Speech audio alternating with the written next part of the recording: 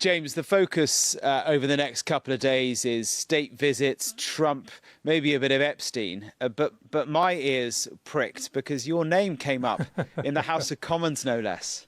Yeah, well, my ears were burning because it did. Yeah, I mean, my Mandelson doorstep, which I know we pull out like a used hanky on a regular basis. Sorry, everybody, it's happened again, but don't blame us this time. But yeah, we got a mention in the House. We'll tell you later. I'm Mark Stone. And I'm James Matthews. I'm in the Trump 100 Washington studio. And Mark, you're far away. I am indeed. I am right outside Windsor Castle. Those of you watching on the vodcast will see it behind me, that majestic building, the King presumably trying to sleep inside as we are shouting and broadcasting outside. A busy couple of days ahead. Just a couple of hours ago, people were arrested outside the castle here for projecting an image of Trump and Epstein on the walls of the castle. Awkward indeed as Donald Trump touched down for his bells and whistles state visit. Here in the United States, 22-year-old Tyler Robinson remains in the news. He's been charged now formally with the murder of Charlie Kirk. Prosecutors have said they are seeking the death penalty. And we know a few more things that we didn't before about the manhunt and the motivation. Just pause for a sec. There's a vehicle coming past. That's the King driving by. Keep the noise down. I'm on the night shift. So, Mark, Donald Trump, the US president, has just stepped off Air Force One just before 9 p.m. UK time, and you were there. I was, James. I think you were at Prestwick in Scotland a few weeks ago when Trump made a quick trip there. So I guess you saw the same that I've just seen up at Stansted Airport. And it's quite a sight, isn't it? I mean, the president's Air Force One jumbo jet pulling in, landing and pulling in to the taxiway, and then the president and the first lady disembarking. The whole thing is extraordinary, and you have to kind of see it to believe it, because it's not just the plane, is it? It's the helicopters, Marine One and the decoy helicopter that comes with it. These massive helicopters are literally flown over inside cargo planes from the United States. Wherever he goes in the world, the helicopters go with him. The Beast that usually comes too. I don't think it came this time. That's his vehicle. Didn't come this time because he's flying everywhere. He got off the plane and then flew from Stansted in the helicopter in Marine One down to Regent's Park, to the ambassador's residence, where he will spend his first night. I mean, it's quite a scene, isn't it? Yeah, quite a sight and quite a sound, actually. I don't know about you, Mark. And quite an expense, I reckon, as well. Yeah. Listen, he landed at Prestwick when I was covering the Scottish trip, and it was all going well. I was doing my commentary, my whispering Ted Lowe, and that was grand until Air Force One got very close and drowned me out. All you could hear was just the roar of the jet engines. But, interestingly, I saw Yvette Cooper there. And when I was at Prestwick, Trump was met off the plane by Ian Murray, then Scottish Secretary, who himself had history with Trump. In the past, he called him a man of misogynism, racism, and xenophobia. And, of course, there he was, shuffling his feet at the bottom of the steps, having to shake hands and giving him the welcome to Scotland. Similar with Yvette Cooper, yeah? Yes, James. Yvette Cooper, new Foreign Secretary, only been in the job a couple of weeks. Like many people in her past life, when she wasn't in government, she's had a few choice words about Donald Trump. She wasn't the first person who greeted him as he got off the plane. I thought this was kind of interesting reminder that this is a state visit. This is head of state meeting head of state. And so it wasn't a member of the government who was the first to shake the president's hand. It was, in fact, wait for it, Lord Hood, Viscount Hood. Do you know who he is, James? I must confess, I don't. He is the King's Lord in Waiting, no less. All right. He was the first to greet the president off the plane, shook his hand, and then came the representative of the Prime Minister, who is Yvette Cooper, the Foreign Secretary. And she shook his hand for a very long time. I counted about 8 seconds, a long handshake. And I couldn't help thinking that she was probably hoping that none of us were remembering what she has said about Donald Trump in the past. But obviously, we have looked it up. She has called him in the past inflammatory, ignorant, dangerous. She went on a march, a women's march, a few years back, where she called him out for the language that he has used about women in the past. Remember what he said about a woman when he was caught on hot mic. You can grab them by the bleep, bleep, bleep, all that sort of stuff. Naturally, she is a champion of women's rights. She was extremely agitated and upset about those comments. But in her new life as Foreign Secretary, she can't say any of that. You know, what I thought was very interesting, looking back at her comments, I thought it was kind of instructive of why we've gone through this revolution, why things have changed, why suddenly people who had such awful things to say about Donald Trump are now welcoming him here to Windsor. And I think the reason, honestly, is because at the time, you know, she said he was eroding democracy, abandoning allies. He still is, many would argue, he is still the disruptive president. But in this second presidency, there is a realization that he is, for now at least, short term, he's calling the shots. If you're not close, if you're not in, you're out. And the British government, Starmer's government, has realized they need to be as close as they possibly can. It's not just about being close. It is, in the view of the British government, in the UK's national interest to be as close as possible to Trump on trade, on foreign policy, on security. And so Yvette Cooper finds herself at the bottom of the steps, meeting the man she once said had normalised hatred. Yeah, bottom of the steps, trying to work her way up from the bottom of the pile. 8-second handshake, 1 second for every insult. In terms of Trump, he's had a few things to say, hasn't he? In terms of the substantial words, they came at the White House, and he had some nice things to say about the king. Well, my relationship is very good with the UK, and Charles, as you know, who's now king, is my friend. And it's the first time this has ever happened where somebody was honored twice, so it's a great honor. But primarily it's to be with Prince Charles and Camilla. They're friends of mine for a long time, long before he was king. And it's an honor to have him as king. And, you know, I think he represents the country so well.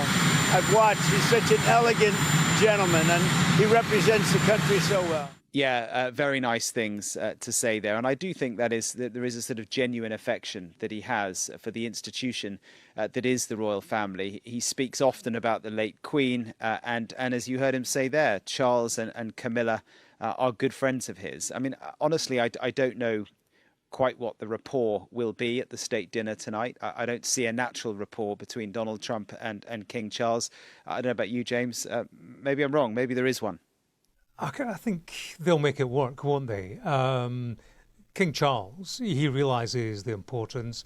Trump, he sees the kudos in the state banquet, the pomp, the circumstance, being able to wax lyrical about, you know, his good buddy Chuck over the pond. You know, he rises in stature, Donald Trump, and he will see this as equating himself with UK royalty. And that travels a long way, particularly in the United States, where, of course, they like all things British, don't they? I mean, I think we know that just from, we just know that from society at large.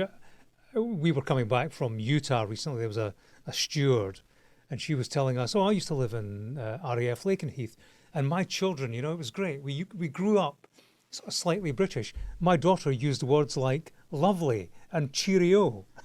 So, you know, at street level, the Americans like us. I mean, we love them. And I think there's a lot of that going on, that cultural bond, which will underpin everything. But, you know, the status that it brings to Trump, he'll love it.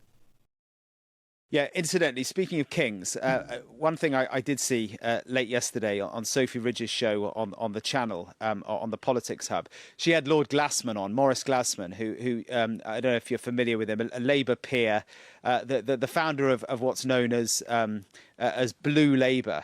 Which is a kind of campaign group, political faction that seeks to promote blue-collar and culturally conservative values within the British Labour Party. So a kind of right-wing part of the Labour Party. The reason I'm bringing him up is because he had some really interesting words about Donald Trump, a man he knows well. He is probably the person within the Labour Party who is closest to Trump and Team Trump.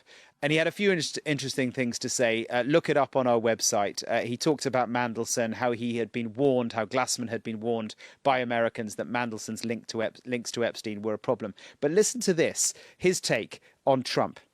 It's hard to overestimate the extent to which he sees himself as a king. I mean, this is real. I mean, very, very real. So it's a huge change, this administration, from the republic to a monarchy. I mean, it's that big. I compare Trump to Julius Caesar or Napoleon, who did that change. Yeah, I think, honestly, Lord Glassman, is one to watch because he is a possible contender for the replacement for Lord Mandelson as US ambassador. He's known and well respected in Washington. He was the only member of the British Labour Party invited to Trump's inauguration. So possibly he's one. But back to Trump. On the lawn of the White House before he left for Stansted, we heard what he said about King Charles. But have a listen to the meat of it here, a hint at the reward for the UK of this trip. Basically, I'm there also on trade. They want to see if they can refine the trade deal a little bit. We made a deal, and it's a great deal. And I'm into helping them. Our country is doing very well. Now, Mark, there is the pomp, there is the politics. There's also the protests. Yeah, I don't envy you getting around southeast England, having done the whole Trump Aberdeen trip. I mean, the place was on lockdown. I imagine it's similar, yeah? Well, I have to give a quick shout out to the team at Sky, who I have to say have put us in a hotel which is very well positioned in the heart of Windsor. But yeah, there is a huge amount of security, as you can imagine. And there was one group of people who clearly managed to evade it this evening because, as I mentioned earlier, this massive projection on the side of Windsor Castle here earlier on this evening, pictures of Donald Trump with Jeffrey Epstein, the pictures that we have all seen, but projected onto the side of the building here.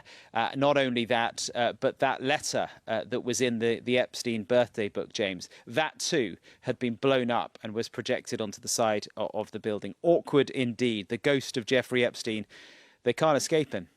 Clearly that is a theme that may trouble both President and Prime Minister. It was mentioned in the Commons today, and clearly it rumbles on and continues to be a thorn in the side of the Prime Minister. Let's have a listen to Luke Evans MP from the Tory backbenches inside the Commons today. Mandelson's past scandals, his links to Epstein, were crystal clear by the time the Prime Minister rose to speak in PMQs on last Wednesday. Would he give way on that point? I don't. Yeah. I'm grateful for the mention way. And is he aware of James Matthews, who's the Sky News reporter, who on the 27th of May even cornered Mr. Mandelson to ask him specifically about staying in a flat? Yep. Mandelson did not deny it. He simply said, "I regret having any connection with him." These are the kind of questions that should have been asked and were being asked by the member for Melton and many others in this House back in May of this year about the suitability of the ambassador. Does he agree that the Prime Minister should have looked into this further at that point? Yeah. Yeah, exactly. Hats off, James. You asked that hard question before pretty much anyone else. But listen, Wednesday clearly all about the royals, but there are hard issues, hard international affairs to be addressed, not least Russia and Ukraine, of course. Yeah, the world's watching this state visit for sure, and everyone hopes that that Britain can help them to gain influence in their own part of the world, and not least the Ukrainian President Volodymyr Zelensky making a plea to Trump. When speaking to our colleague Yalda Hakim, he said to Yalda that he hoped Keir Starmer would drill into the detail of securing Ukraine's future, and he said he would be willing to meet Putin, just not in Moscow, as the Russian president wants. We've seen today that Israel has launched their much-anticipated ground offensive on Gaza City. That is another war that clearly Trump has said he wants to sort. He said he could do it quickly. He hasn't yet managed to. All of this, I think, will form part of the background chats, maybe not over the day ahead in Windsor, but certainly the following day in Chequers, when the President meets the Prime Minister at his country residence. Remember that Marco Rubio, the Secretary of State, he is here. He will be having conversations with his new counterpart, Yvette Cooper, who we've discussed already. They will, of course, talk about Ukraine. They will, of course, talk about NATO, about America's commitment to NATO, which has been, let's be honest, it's flip-flopped a little bit. And they will talk about Gaza, I'm sure. And the other guy that's here that we mentioned yesterday, or was it the day before, Steve Witkoff, clearly such a key figure in Trump's administration. He is a person that British officials, ministers and diplomats will want to speak to. They'll want to get into his ear. They'll want to get a clear understanding of what the president's thinking is on these key global issues. James, plenty of news over here, but a lot more your end as well. The story of Charlie Kirk and his assassination is still very much headline news. We have seen 22-year-old Tyler Robinson today in court appearing for a preliminary hearing. And we saw pictures of him. We heard him confirming his name. Calling case 251-403-576, State of Utah versus Tyler James Robinson. Could you state your name? Tyler James Robinson. He was appearing in Utah by video link. He had a suicide prevention vest on. And what we heard from the attorneys, the prosecuting attorneys, was that they will seek the death penalty. Just for the court's information, we did file just recently, within the last few minutes, a notice of intent to seek the death penalty that was filed by Utah County Attorney Jeff Gray. We know a few things that we didn't before, details of the manhunt, the surrender, and we had clues behind the motivation as well. Robinson, his parents recognized him from images released by the FBI during the manhunt. His father, he thought the description of the rifle matched one given to his son as a gift. So they tried to contact Robinson while the manhunt was ongoing. His father asked him for a photo of the rifle, but initially Robinson didn't respond. When they did eventually get in touch with him, he said that he planned to take his own life. They convinced him to come home. When he did, he told them he couldn't go to jail, just wanted to end it. So they had a conversation, convinced their son to turn himself in, and that duly happened with the help of a family friend. Robinson's mother, she's told investigators that he'd become more political, more to the left, and he was more, as she put it, pro-gay and trans rights oriented. She said that he'd been dating his roommate, a male who's transitioning to female, and when the parents asked their son why he did it, his reply was that there's too much evil, and Charlie Kirk spreads too much hate, he told them. On the day of the shooting, the roommate received a text from Robinson, and it said, "Drop what you're doing and look under the keyboard." There was a note there that read, "I had the opportunity to take out Charlie Kirk, and I'm going to take it." Another text read, "Shouldn't be long until I can come home, my love." And separately, "To be honest," he wrote, "I had hoped to keep this secret till I died of old age. I had planned to grab my rifle from my drop point shortly after, but most of that side of town got locked down." The roommate asked Robinson why in a single word. His answer was, "Robinson, why did I do it? Roommate, yeah.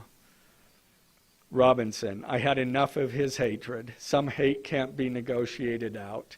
If I am able to grab my rifle unseen, I will have left no evidence."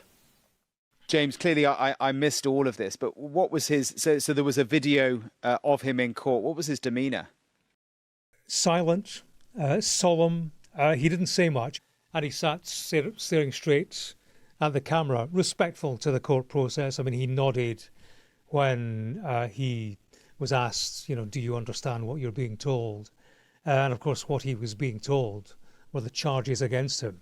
Many of them, top of the list is aggravated murder, and he listened intently as he was informed they are going to seek the death penalty, which, of course, is a move endorsed by Donald Trump himself. Yeah, and of course, Utah, as you say, one of those states that has the death penalty by lethal injection or by firing squad. It's one of 5 US states where firing squad is an option for execution. James, what's the next stage in the process? Has he entered a plea yet? Presumably there'll be a trial.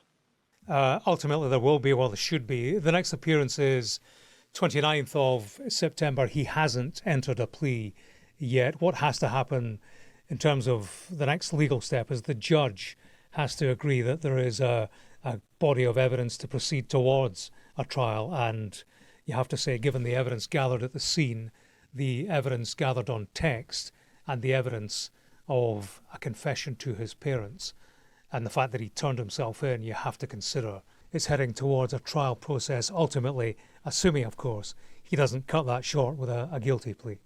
One thing we learned from Kash Patel, the FBI director, Mark, he was giving evidence today before a Senate committee.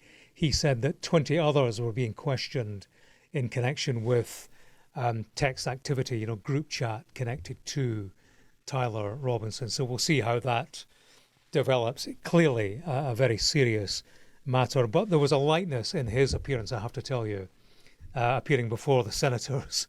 Kash Patel, FBI director, sat there before this panel of senators wearing nothing less than an LFC tie. He's a Liverpool supporter, so he was wearing this Liverpool tie with the Liverpool crest and LFC. I thought you were going to say he was in an LFC jersey for a minute. Well, I stick around. That could be next. Yeah, wouldn't put it past him. Yeah, I mean, he's more of a Ronnie Rosenthal than a Kenny Dalglish, I have to tell you. Maybe that's just in the politics. But anyway, I nearly jumped out my Hibs pyjamas when I saw it. But listen, busy day ahead for you. What's next? Tell us about the plan. Well, I think the first plan is to get the brollies out because, what time is it? It's just gone 1 a.m. here in Windsor, and the rain has just started to fall. So we're going to get some sleep. We're going to get up early tomorrow, and we're going to be back on the streets. So we're going to be talking to some of the protesters, perhaps. We're going to be talking to some of the folk who've come down here in support of Donald Trump. I've seen a few of both already. And then mid-morning, I think it is, maybe late morning, the president will arrive here at Windsor Castle, and all the pomp that Britain does best will begin. A day of all the king's horses, all the king's men, lots of pomp, lots of circumstance. And we're giving it the full Mark Stone. Can't wait. Good luck with that, Mark. Thanks for listening. Thanks to all of you for watching as well. If you want to get in touch with us, do email at trump100@sky.uk. Thanks for listening. Bye for now. All the best.